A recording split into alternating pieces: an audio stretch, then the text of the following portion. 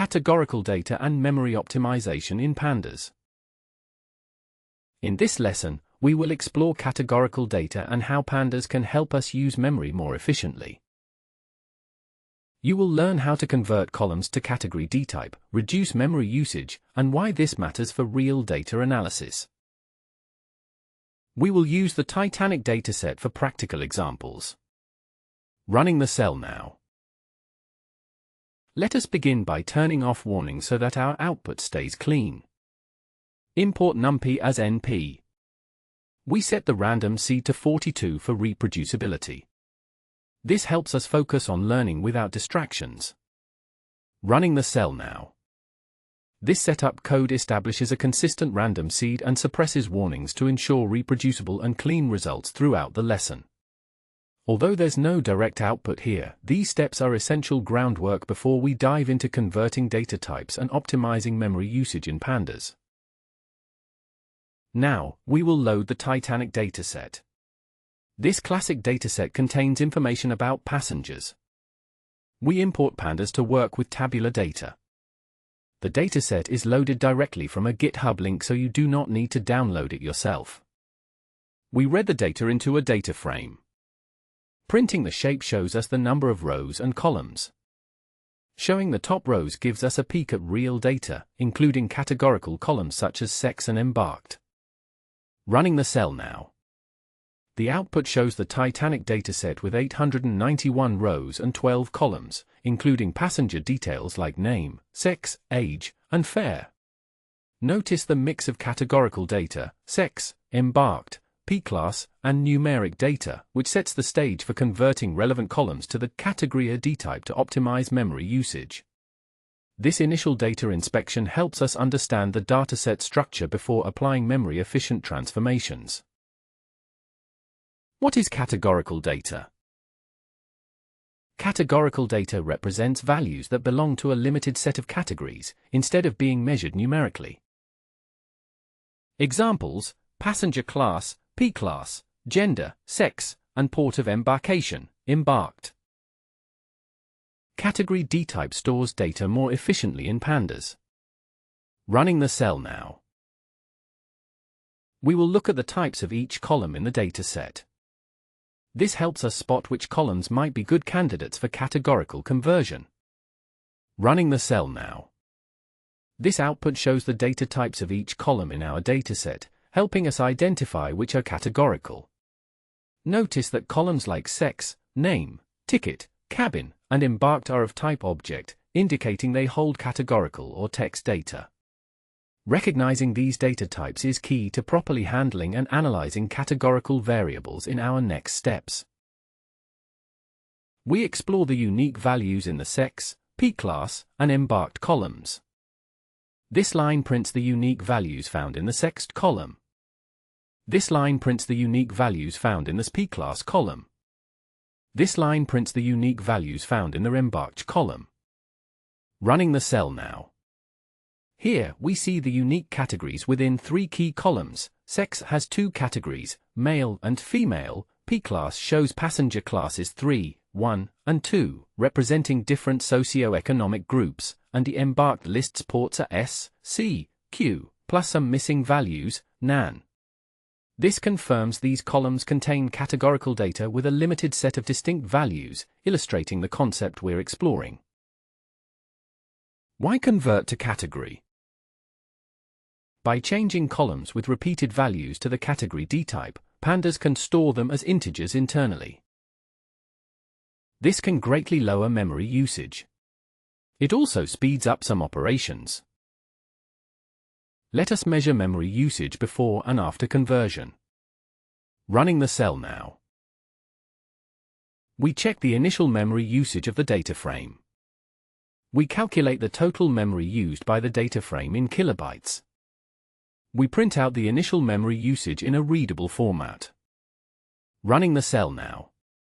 This output shows the initial memory usage of the data frame before any optimization, measured at 285.61 kilobytes.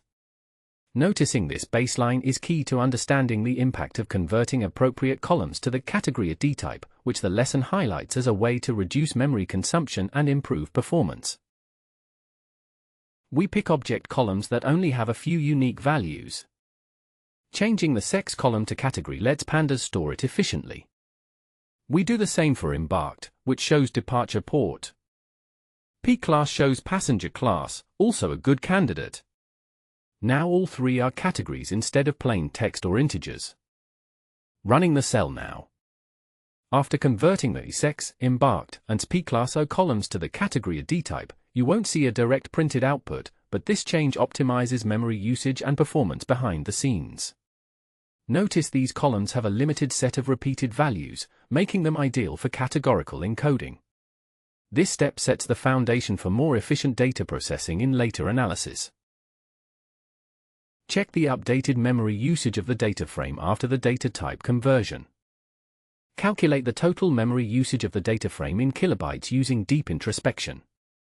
Print the memory usage after converting relevant columns to the category type, formatted to 2 decimal places. Running the cell now. After converting suitable columns to the category ID type, the memory usage has dropped to 191.65 kilobytes. This reduction shows how Pandas efficiently stores repeated values as integers, achieving lower memory consumption. It confirms the lesson's goal of optimizing memory by leveraging categorical data types. Let us confirm that the selected columns are now category D type. This ensures our memory optimizations worked as expected. Running the cell now. This output shows that the selected columns have successfully been converted to the category D type, which Pandas stores more efficiently as integers internally. Notice how all these columns contain repeated values, making them perfect candidates for categorization to reduce memory usage and improve performance. This confirms the intent of the code, optimizing data storage by changing the data types of categorical columns. We check how many unique categories exist in the sex and embarked columns. This prints the categories defined for the sex column. This prints the categories defined for the embarked column. Running the cell now. Here, we see the unique categories stored in the sex and embarked columns after converting them to the category ID type. Notice the compact list of distinct values, only 2 for the sex and 3 for the embarked, which highlights how Pandas internally manages these repeated values efficiently. This underlines the lesson's point that categoricals help reduce memory and speed up operations by focusing on a limited set of unique entries. Many functions work faster with categories. For example, groupby operations and value counts are quicker. Let us run value counts and compare. Running the cell now. Getting the count of each value in the sex column is now more efficient. This type of operation is common in real-world analytics. Running the cell now. Here, the value_counts function quickly tallies the number of males and females in the sex column, showing 577 males and 314 females. Notice how grouping by category simplifies counting and speeds up this aggregation, demonstrating why converting columns to the category type can improve performance in similar operations. Now we will select only the female passengers using the category column. The approach is fast, even for large datasets. We print the total number to confirm. Running the cell now. This output shows there are 314 female passengers in the dataset, confirming our filtering step worked correctly. In the context of the lesson, this count sets the stage for comparing how value_counts and groupby operations perform on categorical data, emphasizing the efficiency gained when working with such subsets. This script compares the memory usage of a column with data type of object versus category using a large dataset. We import the NumPy library to help generate random choices. We set the variable size to 1 million to create a large dataset. We create a data frame edf_big with one column filled with 1 million random choices of the animals dog, cat, or the rabbit.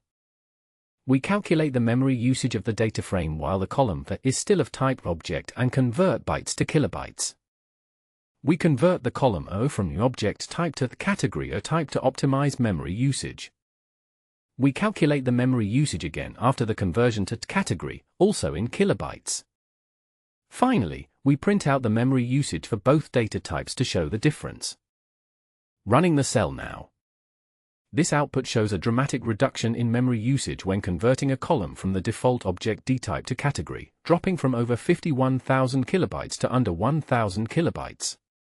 This highlights the efficiency gain you get with categorical data types, especially for large datasets with repeating values, which is exactly why groupby and value_count operations run faster on categories.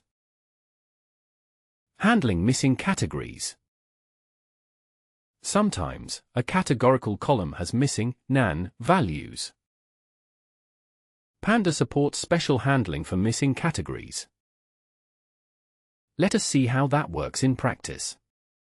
Running the cell now.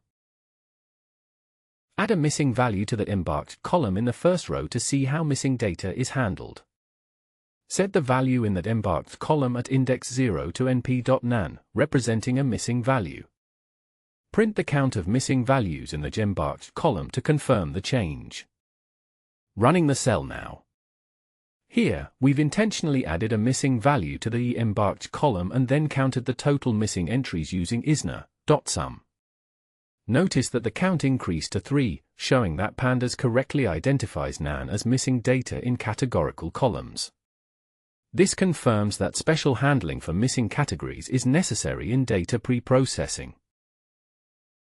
When we count the values in embarked, Pandas can also show missing NaN values as their own group. This is useful for real analysis because missing data is common and important to track. Running the cell now. This output shows the count of each category in the embarked column, including missing values highlighted as NaN. Notice how Pandas treats NaNs as a separate group when dropna equals false is used, which is crucial for properly accounting for all data points when handling categorical variables with missing entries. Instruction: try converting another column in the data frame to the category or data type. Prompt: ask the user to type the name of a column to convert, with examples given. Begin a try block to attempt the conversion without crashing the program if it fails. Convert the specified column to the category or data type using Pandas astype method. Inform the user that the conversion was successful with a message including the column name.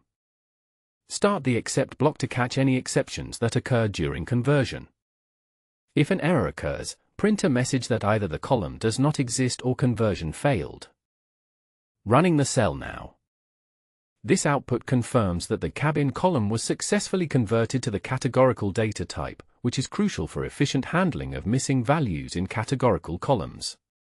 By converting cabin to a category, Pandas can now manage its NaN entries more effectively, aligning with the lesson's focus on special treatment of missing categories. This step helps prepare the data for cleaner analysis and processing. Great job! Want more practice? Try converting categorical columns in your own datasets.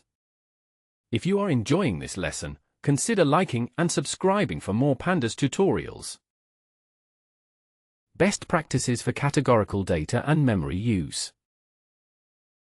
Convert columns with few unique text values to category. For columns with many unique values, like IDs, use object dtype or leave them as is. Always recheck memory usage after optimizing types.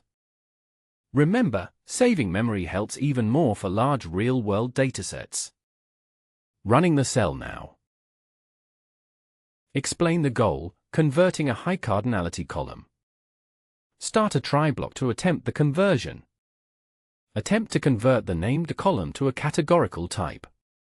If successful, print a confirmation message. Print the number of unique names in the named column. Print the number of categories created in the categorical column. If an error occurs, catch the exception as EE. Print a message indicating failure to convert the named column. Running the cell now. This output shows that converting the named column, which has 891 unique values, to category created 891 categories, one per unique name.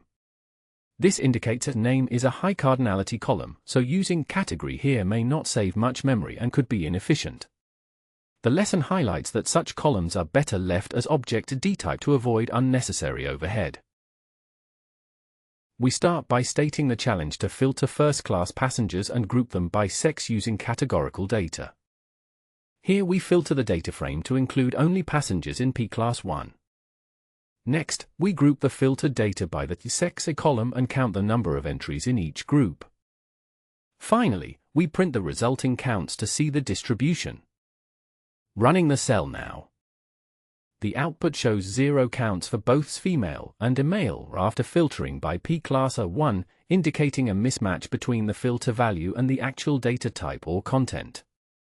This highlights the importance of correctly handling categorical data and values. Likely P-class is numeric, so filtering by string 1 returns no matches.